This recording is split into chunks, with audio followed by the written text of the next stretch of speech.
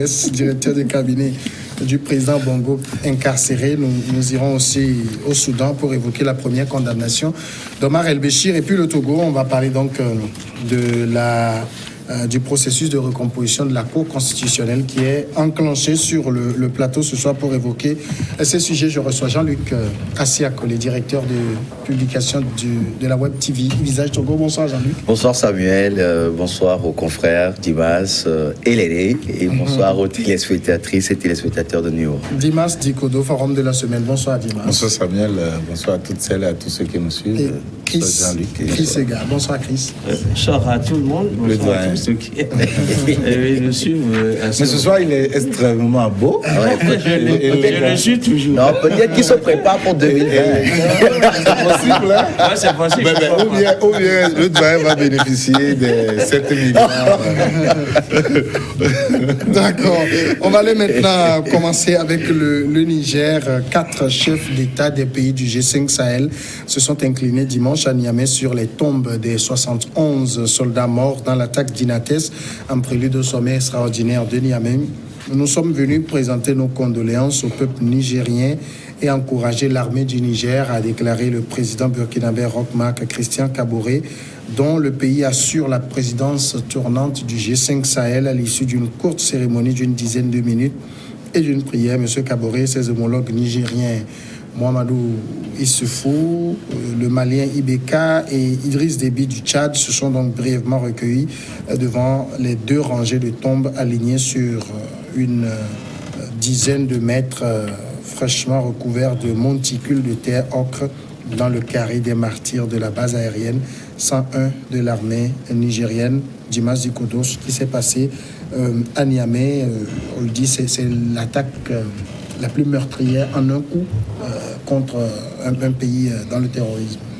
Oui, dans la guerre contre l'invisible, je pense que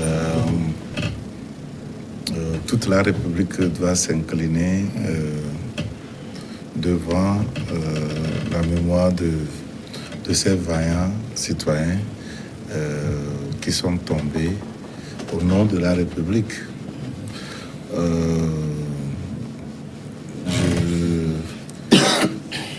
Je pense que l'hommage rendu par ces chefs d'État revêt d'une importance capitale et cela ne devait pas s'arrêter là. Quand on sait surtout que, et c'est le point là qui me tient à cœur quand j'ai vu en tout cas quand je vous entendais parcourir les dépêches, je me dis, est-ce que c'est la fin de toute chose dans la vie de ces citoyens qui sont morts les armes à la main, qui sont morts en voulant défendre la patrie? Quand on sait que si nous prenons le cas du Togo, un pays que je connais très bien, puisque je suis né ici et j'ai vécu, j'ai grandi ici, je connais certaines de nos réalités. On sait qu'il n'y a même pas de pays de la République. Ça n'existe pas. Ce qui veut dire que quoi? Ce qui veut dire que tu es militaire, tu pars au front, tu reçois une balle, tu reviens, on couvre ton cercueil de drapeau, on te décore à titre posthume et ça s'arrête là. Ça s'arrête là. Il n'y a aucun fonds pour prendre en charge et la veuve et les orphelins. Et donc, je me demande, est-ce que là-bas aussi, est-ce que cela ne s'arrête pas là? Hein? Quand on sait que nos réalités sont pratiquement les mêmes, je me dis que les chefs d'État, en se réunissant là-bas, ce n'est pas à penser, c'est pas uniquement pour penser à comment faire pour prévenir cela, pour que cela ne se reproduise plus, mais comment faire pour que, à partir de ce jour, ceux qui sont morts les armes à la main ne reçoivent pas uniquement des quelques médailles rouillées, même si c'est flambant neuf, et ça s'arrête là. Mais qu'on aille au-delà, qu'on prenne en charge leur famille, de façon à ce que quand ils vont au front, ils savent que même en mourant derrière, mes enfants seront reconnus comme tels, comme des pupilles de la République, comme des gens à qui la République doit quelque chose. Hein? Et donc c'est très très important. Je pense que c'est cet hommage rendu par ces chefs d'État doit éveiller quelque chose en nous et nous faire poser les vraies questions. Pourquoi en est-on arrivé là? Comment se fait-il que des gens d'un même pays peuvent prendre des armes contre le quoi là, et qui sont ceux qui sont derrière, et trouver les vraies réponses? En tout cas, sur il y a une inscription au niveau de là où ces soldats ont été enterrés. Il est écrit dessus: reposez en paix, digne et valeureux fils du pays. La patrie vous sera éternellement reconnaissante. Chris Ega, est-ce que ça revêt une sorte de symbolique, le fait de voir ces chefs d'État du G5 Sahel? C'est vrai que le Mauritanien manque à l'appel pour des raisons de calendrier. C'est symbolique de les voir aller s'incliner sur la tombe des décédés? Bon, écoutez, moi, c'est pas vraiment ma tasse de thé, parce que là, nous sommes dans une forme de théâtralisation. On a toujours vu ça. Heureusement que Dimas a chuté en disant que maintenant, est-ce que ça s'arrête là? Et en dehors de la préoccupation qui évoque liée, par exemple, au suivi de ceux que ces soldats l'ont laissé, je voudrais maintenant venir même à l'enjeu et à l'enjeu sécuritaire dans la région. Nous savons très bien que l'Afrique n'a pas du tout besoin de ça en ce moment, surtout que l'Afrique où les ressources sont enfin abondantes en termes de sous-sol, mais qui, du point de vue de sa disponibilité au niveau de l'assiette de la bonne dame, de la corbeille de la bonne dame, on n'a rien du tout. Maintenant, quand ce défi sécuritaire, je crois que nous en avons parlé à maintes reprises ici, et maintenant, la chose s'invite de nouveau avec 111 morts. Je suis tenté de me poser la question de savoir jusqu'où on va aller. Quand cela va-t-il s'arrêter? Parce qu'on a l'impression que on est allé en crescendo. On va plutôt en crescendo dans cette guerre-là, et malgré les 4500 militaires français qui sont dans la zone, on a l'impression que rien n'est vraiment fait sérieusement pour arrêter. Maintenant, c'est peut-être au Mali, peut-être de prendre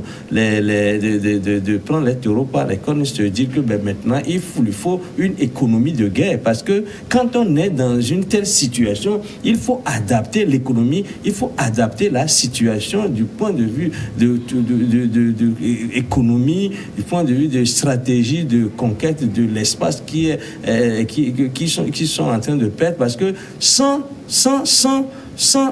qu'il n'ait réussi à repousser ces djihadistes-là, je crois que le développement n'est pas du tout, n'est pas possible. Donc maintenant, on parle des gens, des responsables de G5 qui vont aller s'incliner. Je dis, d'accord, mais maintenant, on va aller au-delà et aller à la préoccupation, c'est-à-dire créer une armée digne de ce nom.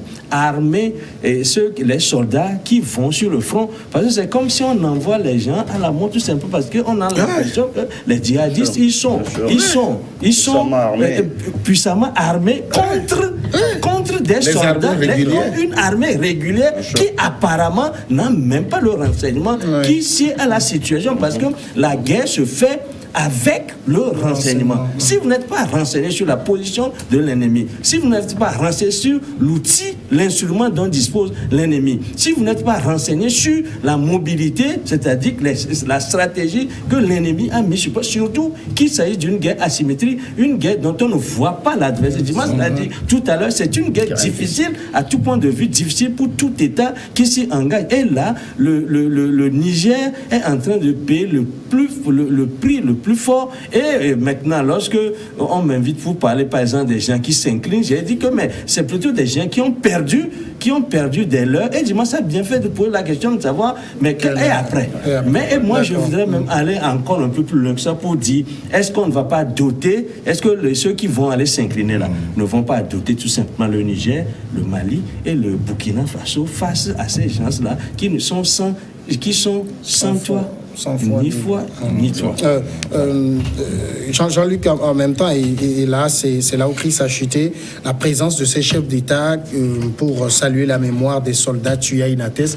Est-ce que ça va être suivi d'effets? Parce qu'après, il y a eu le sommet.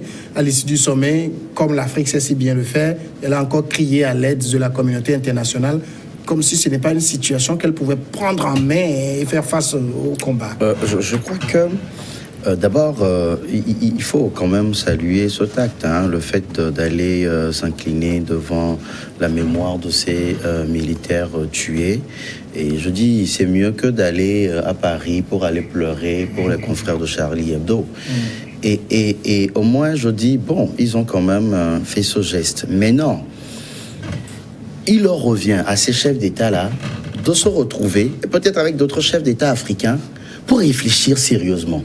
Réfléchir pour voir pourquoi peut-être ne pas financer, comme le dit Chris, financer, mettre vraiment les moyens pour pouvoir essayer une bonne fois pour toutes de créer peut-être une force africaine qui puisse combattre ces djihadistes-là. Parce qu'aujourd'hui, quand c'est comme l'ont dit Dimas et Chris, on a comme l'impression que nos États sont faibles devant ces terroristes-là. Et alors moi je me dis, il faut maintenant s'unir. Il ne faudrait pas seulement aller s'incliner et puis repartir. Il faut maintenant réfléchir, essayer de trouver au niveau du G5 et peut-être sur les autres pays africains, essayer de trouver les moyens pour pouvoir contrer l'avancée de ces terroristes-là. Parce qu'aujourd'hui, c'est le Niger, c'est le Mali, le Burkina, la Mauritanie. Peut-être demain, ce sera un autre pays. Et on ne souhaite pas. Dieu merci qu'aujourd'hui, au Togo, on n'a pas encore ça. On remercie Dieu pour ça. Mais je dis, il faut qu'on réfléchisse. Il faut qu'on fasse quelque chose pour arrêter ça. Et ça, il ne faudrait pas seulement organiser des sommets, danser, manger et se réjouir et puis repartir. Non, il faut organiser des sommets pour peut-être trouver des solutions. Demander aux Africains d'apporter des solutions. Comment faire pour arrêter cela au lieu de tendre la main vers la communauté internationale, la France, les États-Unis et tout pour leur dire aidez-nous à chaque fois. Nous avons la possibilité de pouvoir faire quelque chose parce que nous avons les moyens. Et donc, mettons-nous au travail. Essayons, réfléchissons et trouvons quelque chose pour contrer ça. Parce que si on se tait, demain, ça va encore se reproduire. Et puis, au-delà de ça, je dis, pourquoi subitement, quand les gens commençaient au niveau de ces pays-là, par réclamer le départ de la France, et puis subitement, sous en 11 militaires sont tués. Ça me paraît un peu flou. Ça me paraît flou. Je ne veux accuser personne, mais je me dis, moi, ça, c'est flou pour moi. Et donc, il faut qu'on se ressaisisse, qu'on comprenne que... c'est un message. Un message pour dire que vous avez toujours besoin de nous. Bien sûr, c'est un message. Et sans nous, vous ne pouvez Vous ne pouvez rien faire. Voilà. Et donc, moi, je pense qu'on doit resserrer les rangs, réfléchir et faire quelque chose pour sortir de ça, que de courir derrière la France et, je ne sais pas, ces pays-là. D'accord. En même temps, Dimas, est-ce qu'on doit dire, par exemple, que les pays qui sont directement sur le front de la menace terroriste n'en font pas assez? Oui, ils en font assez, puisque c'est des pays à moyens limités, tout le monde le sait, et que les terroristes sont armés. Ils ne fabriquent pas les armes, mais ils sont armés de façon... À un moment donné, on pense d'ailleurs que ils sont d'ailleurs plus armés que les armées régulières. Alors, qu'est-ce que vous pouvez faire? Vous avez vu, quand les Occidentaux décident d'être derrière quelqu'un, on les arme. Vous avez vu dans cette Afrique, vous avez vu une fois Sassou Nguesso qui a pris les armes et qui a combattu l'armée régulière. Un individu qui combat l'armée régulière et la chasse. Voilà, qui chasse, qui et là-bas proprement, avec des MiG, des hélicoptères de guerre, des avions de guerre. On va aller à la première pause et puis on va revenir juste derrière pour continuer.